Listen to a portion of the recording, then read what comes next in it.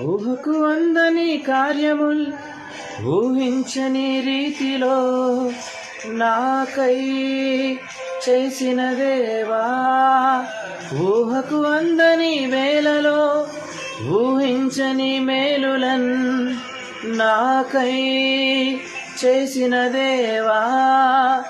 ఊహకు అందని కార్యముల్ ఊహించని రీతిలో నాకై చేసిన దేవా. ఊహకు అందని వేళలో ఊహించని మేలులన్ నాకై చేసిన దేవా.